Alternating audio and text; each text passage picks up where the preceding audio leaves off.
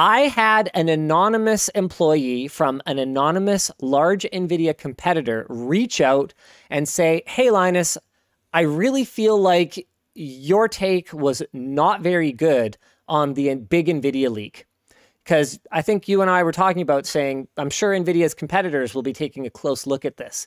And they basically gave me an actually that I wanted to share with you guys. So this is from an anonymous person who I have verified does in fact work for a large Nvidia competitor, but I will be keeping everything completely anonymous because I agreed to do that in order to have the benefit of sharing their thoughts with you in a way that doesn't endanger their employment. In the March 7th WAN show, we discussed the possibility that the DLSS source code leak could benefit competitors, but according to our insider, a leak like Nvidia's is dangerous to the whole industry because anyone who looks at it is now effectively radioactive in terms of employment. From a United States legal perspective, corporate IP is protected several ways. Copyright, patent, trademark, trade secrets, the legal term for it, NDAs, the ITAR and EAR, so U.S. export controls on weapons and technology, licensing agreements and IP sharing agreements with third parties, and even between departments at the same company, and open source licensing. Effectively, there is no way for one company to utilize or even look at another company's leaked IP without facing unnatural amounts of criminal, commercial, and civil charges. Everyone is ready to sue each other at a moment's notice, so everyone generally plays it safe. And this was an anecdote.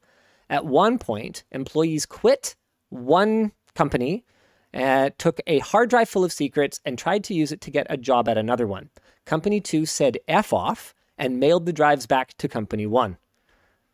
Interesting. None of this was surprising, and I did not expect or think at any level that a company approach would be this. But I was expecting individuals who were not going to disclose this to their boss. It sounds like we got a very scrupulous person who reached out to us. Which is great. Okay, this is one more point that they made. The most legal way to steal ideas from another company is to poach the employees involved, and even then they can't just re-implement IP from their former company. The only legal and sane, they say, option is to have them explain the theory behind the hardware/algorithm and attempt to re-implement it in a way that doesn't violate protections. Which is, I believe, exactly what we were saying. Which is what we were saying could potentially happen whether the people who don't look at it realize or not. Yes. So we'll see. We shall see.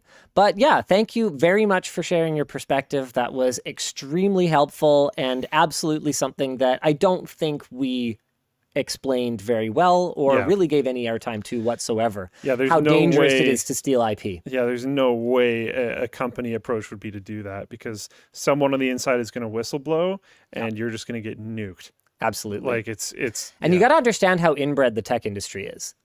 Like within the time that I've been doing this, I have seen individuals jump between competitors and come full circle. Well, not even necessarily competitors. I've seen people relatively large, like one that I can think of right now has gone from Nvidia to Logitech. Yep.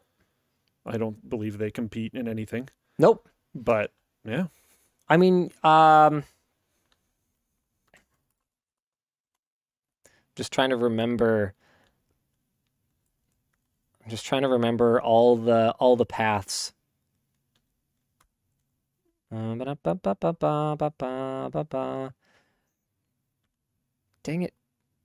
Okay. So Jim Keller went from, what was it? AMD to Tesla to Apple, back to AMD to Intel.